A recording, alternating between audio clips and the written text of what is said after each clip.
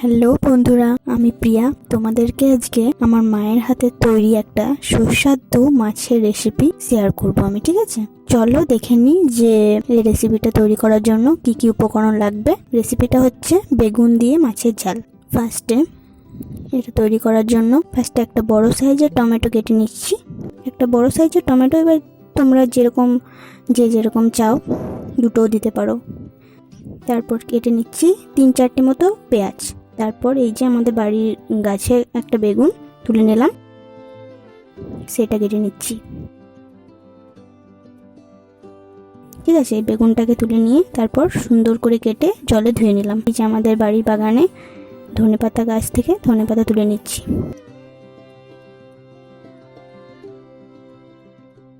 তারপর সেটা জলে ধুয়ে নিলাম পরিষ্কার করে।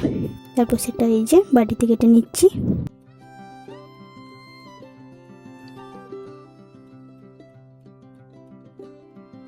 তারপর এই যে শিলনোড়াটা পরিষ্কার করে ধুয়ে তার মধ্যে 6-7 কোয়া মতো রসুন, একটু সর্ষে আর একটু জিরে বেটে নিলাম। আর কাঁচা লঙ্কা দেবে ওতে, কাঁচা লঙ্কা দিয়ে বেটে নিলাম।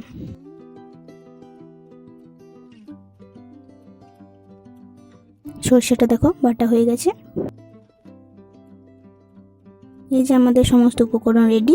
নুন হলুদ দিয়ে রাখা মাছটা আমরা গরম তেলে ভেজে নেব। কড়াইটা বেশ সুন্দর করে গরম করে তার উপর তেল দিয়ে, তেলটা বেশ ভালো করে গরম করে নিতে হবে। তারপর এই মাছগুলো ছেড়ে দেব।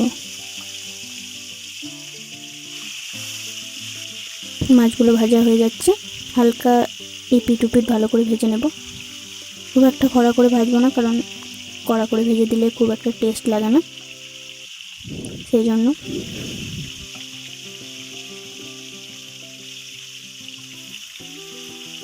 দেখো মাছগুলো ভাজা হয়ে গেছে, এরপর এটা তুলে নিচ্ছি।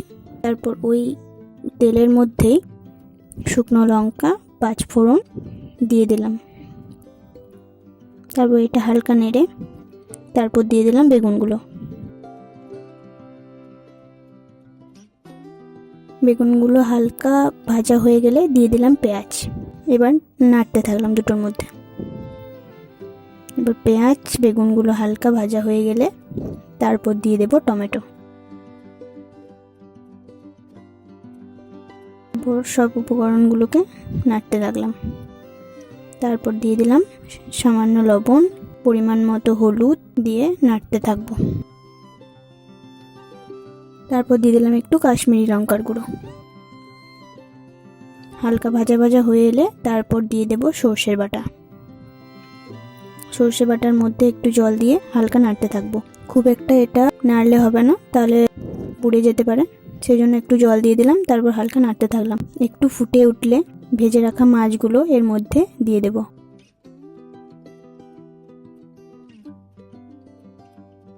তারপর ঢাকনা দিয়ে কিছুক্ষণ ফুটতে টাইম দেব। ঠিক আছে, আর 10 মিনিট মতো ফুটতে টাইম দেব।